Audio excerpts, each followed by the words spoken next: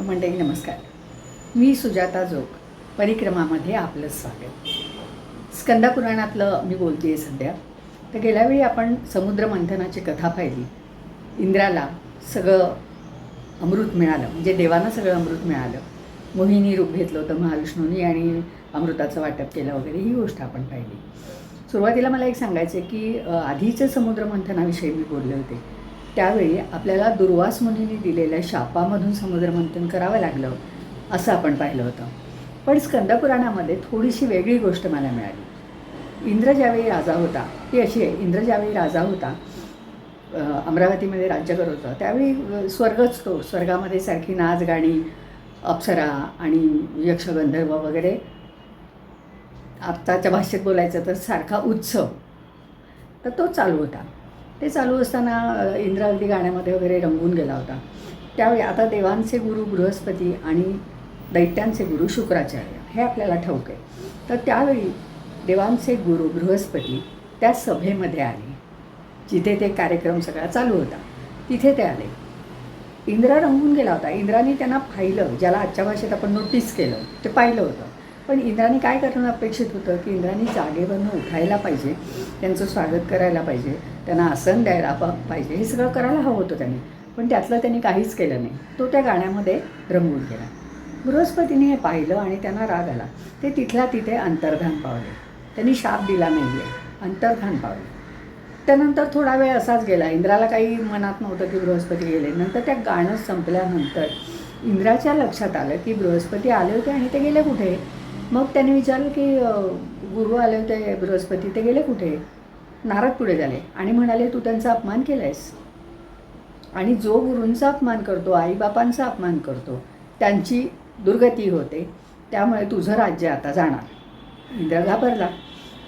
इंद्राने काय केलं, इंद्र लगेच उठला आणि बृहस्पतींच्या घरी गेला. तिथे त्यांची पत्नी होती. तिला त्यांनी विचारलं की गुरु आहेत का, बृहस्पती कुठे गेले, त्यांना बोलवा. तर ती म्हणाली की नाही, ते बाहेर गेले. इंद्र खूप नाराज झाला की आता यांची क्षमा कशी मागायची. घरी आला. घरी आल्यानंतर बृहस्पती काही परत आलेच नाही.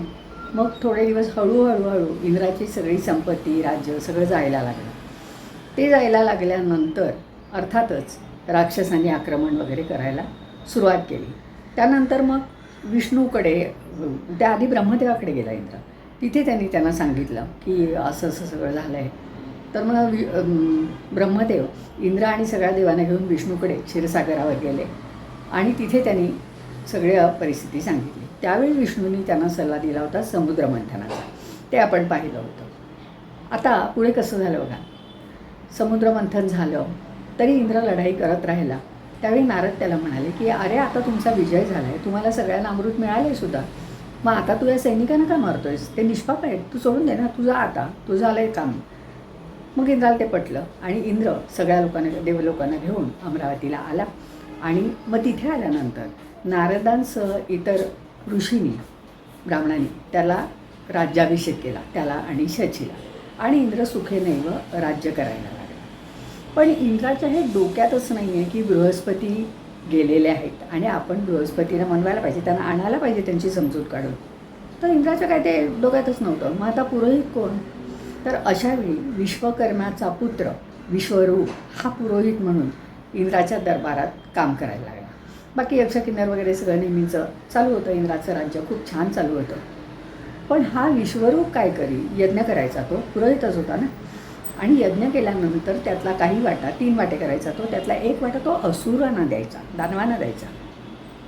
इंद्राला आधी माहिती नव्हतं, पण ज्यावेळी इंद्राला कळलं त्यावेळी त्यांनी त्याचं डोकं उडवलं. आता त्या विश्वरूपाला 3 डोकी होती. इंद्राने आपल्या वज्राने त्याचं डोकं उडवलं. त्याबरोबर त्याला ब्रह्महत्येचं पातक लागलं आणि धूसर रंगाची 3 डोकी असलेली ब्रह्महत्या त्याचा पाठलाग करू लागली. आता हे बघा ना, किती आपण म्हणतो मारू नका, ब्रह्महत्या लागेल, गोहत्या लागेल, या अशा वेगवेगळ्या हत्यांची वेगवेगळी प्रायश्चित्त आहेत किंवा शिक्षा आहेत असं म्हणूया. तर ती ब्रह्महत्या, इंद्राला कळलं आपल्या हातनं ब्रह्महत्या झाली आणि ती ब्रह्महत्या त्याचा पाठलाग करायला लागली. इंद्र पळतोय पुढे, पाठीमागे ब्रह्महत्या पळते, असं चालू होतं. पळता पळता पळता एका खूप मोठ्या जलाशयाशी इंद्र आला आणि त्या पाण्यामध्ये तो पडला. त्याला वाटलं आता आपण वाचलो. वाचला होता तो पाण्यात असेपर्यंत. पाण्यात तो त्या ठिकाणी 300 वर्ष होता. 300 दिव्य वर्ष असं लिहिलं आहे त्यात. तर आता दिव्य वर्ष म्हणजे काय कालखंड वेगळा आहे का? 300 वर्ष इंद्र तिथे राहिला. अर्थात अमृत प्यायला होता, त्यामुळे काय मरायचा काही प्रश्नच नव्हता. तो तिथे राहिला आणि ब्रह्महत्या काठावर त्याची वाट पाहत बसून राहिली. 300 वर्षामध्ये स्वर्गाच्या राज्यामध्ये अराजक माजलं. कारण इंद्र नाही ना, राजा जागेवर नाही म्हटलं अराजक तर माजणारच. आता काय करायचं? मग सगळे देवलोक ह्यांच्याकडे गेले, गुरु बृहस्पतींकडे गेले आणि त्यांनी त्याला सांगितलं त्यांना की असं असं झालं आहे आणि आम्हाला माहिती आहे तुमचा अपमान केल्यामुळे इंद्राचं असं सगळं पतन झालेलं आहे. तर काय करायचं? तर बृहस्पती त्यांना गुरुच होते. गुरु हे नेहमी क्षमाशील असतात. तर गुरु सगळ्या देवांना घेऊन जिथे इंद्र पडला होता त्या जलाशयापाशी आले. तिथे आल्यानंतर त्यांना आलेलं कळलं, इंद्राला कळलं ते आले. त्यावर इंद्राने पाण्यातून डोकं वर केलं, त्यांना नमस्कार केला, वंदन केलं. त्याच्या डोळ्यात अश्रू होते आणि तो त्यांची क्षमा मागत होता. तर बृहस्पतींनी बघितलं वगैरे आणि त्यांना त्याची थोडीशी दयासुद्धा आली. ते म्हणाले, बघ तुला आता प्रायश्चित्त नाही आहे आणि क्षमा तर नाहीच आहे, तुला शिक्षा. त्याचं कारण असं आहे, तू 3 पापं केली आहेस. आता 3 पापं कुठली बघा? विश्वरूपाला ठार मारणं म्हणजे ब्रह्महत्या झाली. त्यानंतर गौतमांच्या पत्नीवर त्यांनी, इथे सेवन असा शब्द वापरला आहे, पण गौतम ऋषींच्या पत्नीवर त्यांनी काय केलं ते आपल्याला माहिती आहे. तर ते एक पाप होतं आणि बृहस्पतींचा अपमान. ही 3 पापं तू केलेली आहेस आणि त्या 3 पापांना काही क्षमा नाही आहे, त्यामुळे तुला शिक्षा ही भोगावीच लागेल. आता काय करायचं? तर इंद्र थोडा वेळ थांबला. नंतर मग म्हणाला की आता तुम्ही माहिती नाही किती वर्ष मी इथे राहील, तर तुम्ही आता दुसरा इंद्र नेमा. दुसरा इंद्राला इंद्रपद द्या तुम्ही, कारण राज्य व्यवस्थित चालायला हवं. मी शिक्षा भोगतो माझी. मग सगळे लोक बृहस्पतींसकट सगळे, शची होती, शची स्वर्गलोकामध्ये होती त्याची पत्नी इंद्राची. तर ते सगळे शचीकडे गेले आणि तिला म्हणाले की आता काय करायचं आपण? इंद्राने तर असं सांगितलं आहे आणि इंद्र काही एवढ्यात येणार नाही, तर काय करूया? तर मग त्यांनी असं सांगितलं की तुम्ही दुसरा इंद्र नेमा सध्या. तर शची म्हणाली, हो चालेल, बरोबर आहे, त्यांचं स्वामींचं बरोबर आहे, तुम्ही दुसरा इंद्र नेमा. नारद तिथे होते. आता नारद बघा, नारद त्रिलोकात भ्रमण, तिन्ही काळामध्ये नारद असा असतोच. तर नारद तिथे होते. नारद म्हणाले की कोण, मी तुम्हाला एक नाव सुचवतो. तर कोण? तर म्हणे राजा नहुष आहे. त्या नहुषाला तुम्ही इंद्र करा. अतिशय चांगला राजा येतो, सद्गुणी, सच्चरित्र असा, म्हणजे त्या इंद्रपदाला लायक असा राजा येतो. सगळ्यांना पटलं ते. नहुषाकडे गेले, नहुषाला आणलं आणि त्याला इंद्रपद त्याला दिलं, त्याचा राज्याभिषेक केला. पण ते काही ना पदच अशी असतात, आपण म्हणतो बघ लाभत नाही, तसं असतं ते. ते इंद्रपदावर पोचल्यावर याला पण ती बाधा झाली, गर्व झाला, अजून हवं आहे, अजून हवं आहे अशी हाव निर्माण झाली. आता स्वर्गलोकाचं राज्य त्याला मिळालं, देवांचाच राजा तो सगळ्यांचा. तर आता त्याला असं वाटलं की आता इंद्राची पत्नी पण मला मिळायला पाहिजे, कारण मी इंद्र आहे ना आता. मग त्याने विचारलं, शची कुठं आहे? मला राज्याभिषेक झाला पण ती अजून आली नाही माझ्याकडे. तर मग बृहस्पतींना पण काही कळेना काय, बृहस्पती शचीकडे गेले आणि तिला म्हणाले की आता इंद्र नवीन आला आहे, तर तू त्याच्याकडे अजून का गेली नाहीस? जायला पाहिजे, तू त्याची पत्नी होशील ना. तर ती म्हणाली, नाही, मी परस्त्री आहे, मी त्याच्याकडे नाही जाणार. तो जर अशा माणसांनी न बनवलेल्या वाहनातून, असं म्हटलं आहे, न बनवलेल्या वाहनातून जर तो आला माझ्याकडे तर मी जाईन त्याच्याकडे. आता न बनवलेलं वाहन म्हणजे त्याकडे विमान होती, रथ होते वगैरे असं काही नाही. हा निरोप बृहस्पतीने जसाच्या तसा जाऊन नहुषाला सांगितला. नहुषाने एक क्षणभर विचार केला. 2 विद्वान ऋषींना बोलवलं त्यांनी आणि त्यांच्या खांद्यावर तो बसला आणि त्यांना म्हणाला, लवकर चला, मला शचीकडे घेऊन चला. केवढा अपमान आहे! विद्वान ऋषी, तपस्वी, त्यांना आपलं वाहन करायचं, त्यांच्या खांद्यावर बसून जायचं. पण ते त्यांनी केलं. म्हणजे आपण जे म्हणालो की माज ज्याला म्हणतात, गर्व, तसा इंद्राला, नहुषाला झाला.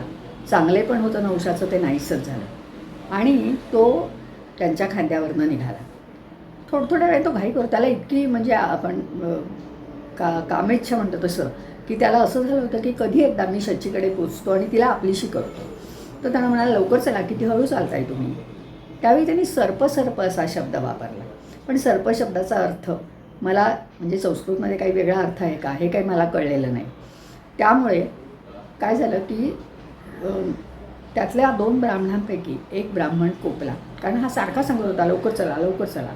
मग त्या ब्राह्मणांनी त्याला शाप दिला, आणि नुसता शाप दिला नाही, त्या दोघांनी त्यांनी ते खाली टाकून दिला त्याला खांद्यावरून. आणि मग काय झालं, नहुष पडला, त्याचं पतन झालं आणि तो अजगर झाला आणि पृथ्वीवर पडला.